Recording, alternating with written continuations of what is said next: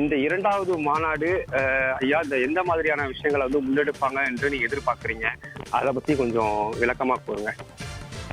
அதாவது தமிழக வெற்றி கழகம் தொண்டர்களுக்கு வந்து விஜயை பார்க்கறதே வந்து ஒரு பெரிய மகிழ்ச்சியான விஷயம். அவங்களுக்கு வந்து அந்த மாநாட்டில் வந்து நம்ம அண்ணனை பார்த்தோம், தலைவரை பார்த்தோம்னு நினச்சிட்டு அவங்க சந்தோஷமா இருப்பாங்க, கொண்டாடுவாங்க. பொதுமக்களுக்கு என்ன அப்படிங்கிற ஒரு கேள்வி இருக்கு. ஒரு வருஷம் ஆயிடுச்சு, 2வது மாநாடு நடத்துறாங்க. அவர் வந்து அடுத்த கட்ட பாய்ச்சலுக்கு தயாரா, இன்னும் கொள்கை வீரியத்தோட போராட போறாரா, மக்கள் பிரச்சனைகளை கையில் எடுத்து போராட போறாரா, அல்லது எங்க போனாலும் கூட்டம் வந்துட்டு போகாம இருக்க போறாரா, இன்னும் அவர் வந்து தீவிரமா களம் ஆடணும் அப்படிங்கறத நான் நினைக்கிறேன். அதற்கான ஒரு கட்டியம் கூடுறதா இந்த மாநாடு இருக்குமா அப்படிங்கிற ஒரு கேள்வி எனக்கு எழுந்திருக்கு. ஏன்னா வந்து நிறைய விஷயங்கள்ல அவர் பேச வேண்டிய விஷயத்துல பேசல, வந்து அறிக்கை மட்டும்தான் கொடுத்துட்டு இருக்காரு. சில விஷயங்களுக்கு தேவையை நம்மளாம் அறிக்கையெல்லாம் கொடுத்துருக்காரு.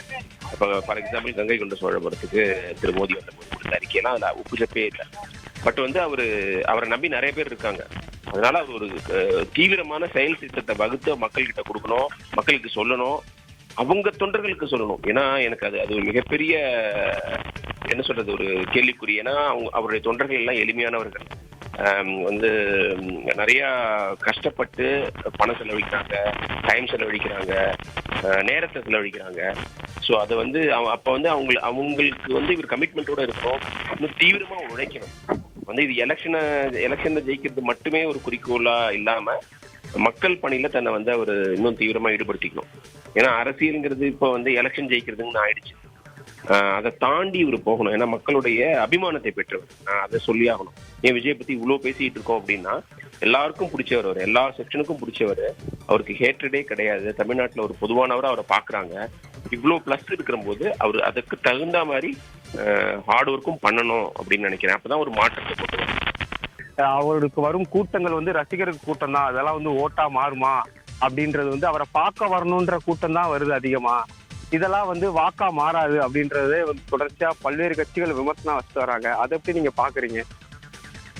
அது எப்போதும் சொல்லதான் செய்வாங்க. வந்து பாப்புலாரிட்டி இருக்கிற ஒருத்தரை வந்து நீங்க பாப்புலருக்கு காரணம் என்ன தெரியுமா? நீங்க சினிமா நடிச்சீங்கன்னா நம்ம சினிமா நடிச்சதுனால பாப்புலாரிட்டி. அது வாக்கா மாத்தணும் அவங்க முயற்சி பண்றாரு. மாறாது இவங்க எப்படி சொல்றாங்க? அது எப்படி சொல்ல முடியும்? மாற்றம் வேணும், ஒரு புது செட் ஆஃப் பீப்புளுக்கு வந்து வாய்ப்பு கிடைக்கணும்னு நினைக்கிறவங்க நிறைய பேர் இருக்காங்கல்ல. அது ஒரு வாய்ப்பா அவர் பாக்குறாரு. அது அப்படியே மாறிடும் நான் சொல்லல, மாறாதுன்னு நீங்க வந்து அடிச்சு சொல்ல முடியாது. அதாவது தமிழ்நாட்டுல வந்து அவர் ஒரு வாய்ப்பு இருக்குன்னு நினைக்கிறாரு. இப்ப கட்சி தொடங்கணும்னே தாங்கள் தான் வேட்பாளர் என்று அறிவிக்கிறது வந்து மற்ற இத்தனை வருஷமா வந்து களத்துல இருக்க கட்சிகள் வந்து ஏற்றுக்கொள்ளுமா? அவங்களோட கூட்டணி வரும்போது நான் இத்தனை வருஷமா வந்து கட்சி நடத்திக்கிட்டு இருக்கேன், உங்க தலைமையில எப்படின்னா கூட்டணி வருதுன்ற ஒரு கசப்பு தன்மை வந்து இன்னும் வந்து பல பேர்த்த கூட்டணி வராததுக்கு ஒரு காரணம் சொல்றாங்க. அதை எப்படி பாக்குறீங்க? அவங்க வந்து அவங்க கட்சி வளர்ந்துருக்கு, அவங்களுக்கு கமிட்டட் காடர் பேஸ் இருக்கு. நாங்க வந்து ஒரு முதன்மை சக்தி, நாங்க வந்து தமிழ்நாட்டுல வந்து ஒரு முக்கியமான கட்சி அப்படின்னு அவங்க சொல்றாங்க. அது அவங்க நம்பிக்கை காமிக்குது. போறவங்க அதை நம்பி போகணும். நிறைய பேர் அந்த நம்பிக்கை இல்லைன்னு நினைக்கிறாங்க, அல்லது ஈகோ பாக்குறாங்க. ஈவன் சின்ன கட்சிகள் கூட வந்து அவர்கிட்ட நாங்க கூட்டணி வரோம்னு சொல்லவே இல்லை, ஒருத்தர் கூட சொல்லல இது வரைக்கும். அப்படிதான் என்ன நினைக்கிறாங்கன்னா, அவங்களுக்கு ஈகோ இருக்கு, நாங்களா இத்தனை வருஷமா இருக்கோம், பெரிய சக்சஸ் இல்லைன்னா கூட நாங்க வந்து பழைய கட்சி அப்படின்னு அந்த பெருமையில அவங்க போகாம இருக்கிறாங்க. பட் வந்து அதெல்லாம் அவருக்கு நல்லதுதான் நினைக்கிறேன். இப்ப வந்து அவர் ஃபர்ஸ்ட் வலை விரித்தது வந்து திமுக கூட்டணி இருக்கிற விடுதலை சிறுத்தைகள், கம்யூனிஸ்ட் கட்சிகள்லாம் நம்ம வந்து மதவாத பிஜேபி எதிர்க்கிறதுனால நம்ம பக்கம் வருவாங்கன்னு நினைச்சாரு. அவங்களுக்கு தான் அவர் வரணும்னு நினைச்சாரு. இந்த அம்பேத்கர் விழால கலந்துகிட்டது ஜென்ரலா அவருடைய பாலிடிக்ஸ் எல்லாமே. ஆனா அவங்க யாரும் வராம அங்க இருக்கிறதுனால இப்போ ஏடிஎம்கே கூட்டணி இருக்கிறவங்களுக்கு ஒரு பெரிய இது இல்லை. அவரே வந்து ஒரு பெருசா விரும்பலன்னு எனக்கு தோணுது. அதனால வந்து அவர்கிட்ட போறவங்க எல்லாம் அவரோட பாப்புலாரிட்டி நம்பி தான் போகணும். இல்ல நாங்க வந்து 25 வருஷமா நடத்திட்டு உங்க கட்சின்னு சொல்லிட்டு அங்க போறதுக்கான அங்க போயிட்டு அந்த பழைய பெருமையில பேச முடியும். இப்ப முதல் மாநாட்டுல பல்வேறு விஷயங்கள் கட்சியை பத்தியே மக்களுக்கு தெரியாம சில விஷயங்கள் இருந்துச்சு, அதெல்லாம் வந்து தெரியப்படுத்தினாங்க. கொள்கையை பத்தி அறிவிச்சிருந்தாங்க, கொள்கை தலைவர்களை வந்து அறிமுகப்படுத்தினாங்க. அது இல்லாம கூட்டணிக்கு வாங்க, நமக்கு சம பங்கு இருக்கு அப்படின்ற விஷயங்கள்லாம் முன் வச்சிருந்தாரு. இது 2வது மாநாடு இந்த அரசியல்ல வந்து என்ன எதிர்பார்க்கும் அப்படின்னு நீங்க நினைக்கிறீங்க? கொள்கைகளை இன்னும் தீவிரமா சொல்லணும். அதாவது கொள்கையை சொன்னா மட்டும் பத்தாது. நாங்க வந்து இவங்களை எதுக்குறோம் அவங்களை எதுக்குறோங்கிறது கொள்கை கிடையாது. எதுக்குறீங்க கரெக்ட், நீங்க அப்புறம் மக்கள் பிரச்சனைகளுக்கு இறங்கி போராடணும்ல. வந்து எப்ப பார்த்தாலும் கூட்டம் வரும், நான் வந்தா கூட்டம் வரும்னு வீட்லயே உட்காந்துருக்க முடியாது. ஏன்னா அது வந்து ஒருத்தரை நம்பி இருக்கிற கட்சிங்க அது. இப்ப எம்ஜிஆர் ஜெயலலிதா மாதிரி அவர் வந்து ஒரு லீடரா வர விரும்புறாரு. அப்பனா எல்லாத்துக்கும் நான் வர முடியாதுன்னு சொன்னா இப்ப நீங்க கட்சியே உங்களை நம்பி தானே இருக்கு. இப்ப நீங்க வந்து ஆதவ அர்ஜுனா ஒரு அறிக்கை விட்டா போதுமா, ஆனந்த் ஒரு அறிக்கை விட்டா போதுமா? அதெல்லாம் பத்தாது. இவரோட ஏன்னா இவர் தான் எல்லாமேங்கிற போது இவர் தான் எல்லாமே செஞ்சவங்க, களத்திலேயே செஞ்சாங்க. நீங்க பாப்புலாரிட்டிக்கு மட்டும் பயன்படுத்திக்கிறீங்க, செயல்பாட்டுக்கு இல்லைன்னா என்ன அர்த்தம்? அப்புறம் இன்னும் தீவிரமா வந்து அவருடைய கொள்கைகளை சொல்லணும், இன்னும் செயல் திட்டங்களை சொல்லணும், மக்களை எப்ப பார்க்க போறாருங்கிறத அறிவிக்கணும். அப்புறம் இன்னும் கொஞ்சம் ஒரு தெளிவு வேணுங்க. ஓவராலாவே கொள்கை எல்லாம் குழப்பம் இருக்குது. இப்ப ஆனந்த பொதுச் செயலரா போட்டிருக்காங்க, அவரால் ஏதாவது 2 கொள்கையை எடுத்து பேச முடியுமா? அது பத்திரிகையாளர்கள் இந்த மாநாடு சம்பந்தமா மைக்க நீட்டுவாங்க. அவரை கேட்டா அதாவது சொல்லுவாரா, சொல்ல முடியுமா அவரால்? அவருக்கு அந்த தெளிவு இருக்குதா? ஸோ அவருக்கு அந்த பப்ளிக் இன்ட்ராக்ஷன் இதுவே அவர் கொடுக்கக்கூடாது. அவர் ஆர்கனைசேஷன் சொல்லிட்டு அது பொதுச் செயலாளர் இன்னொரு பிரிவு கிரியேட் பண்ணிருக்கோம். கொள்கைகளை பேசுறது அல்லது எங்களோட கட்சியோட செயல் திட்டம் என்னன்னு சொல்றது இன்னொருத்தர நீங்க வந்து பப்ளிக் ஃபேஸா அனௌன்ஸ் பண்ணணும். அதாவது பத்திரிகை தொடர்பாளர்களை தாண்டி சொல்றேன். இப்போ வந்து நல்லா பேசக்கூடியவங்க, பெரிய ரொம்ப ஆழமான விஷயங்களை பேசக்கூடியவங்களை அவங்க முன்னிறுத்தணும்.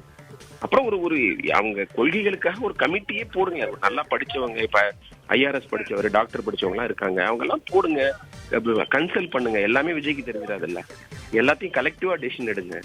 விஜயோட பாப்புலாரிட்டி தான் நம்பி கட்சி இருக்குன்னா கூட முடிவுகளை வந்து நீங்க கலெக்டிவா எடுக்கலாம்ல.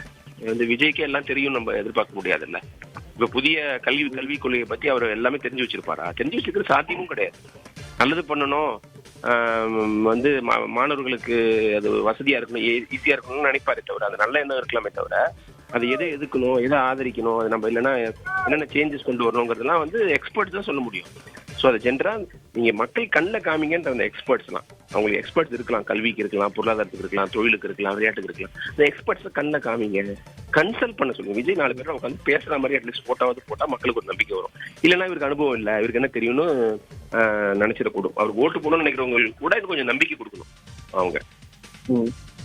இந்த வட தமிழகத்துல வந்து இந்த கூட்டம் நடத்தினாங்க, வரவேற்பெல்லாம் பார்க்க முடிஞ்சுச்சு. தென் மாவட்டத்துல இப்ப நடத்தப்படுற இந்த மாநாடு வந்து எந்த அளவுக்கு இருக்கும் அப்படின்னு மக்கள்கிட்ட இந்த மாதிரி விஷயங்கள் அரசியல்ல தென் மாவட்டங்கள்ல இருக்க இங்க இருக்க வேரூண்டி இருக்க தலைவர்கள்ட்ட வந்து பெரிய அமைச்சர்களாக இருக்கட்டும், இல்ல இதுக்கு முன்னாடி இருந்த தலைவர்களாக இருக்கட்டும், அவங்களுக்கு கீழே இருக்க வாக்காளர்களை எப்படி கைப்பற்றுவாரு, அதை பத்தியான விஷயங்கள் ஏதாச்சும் இருந்தா?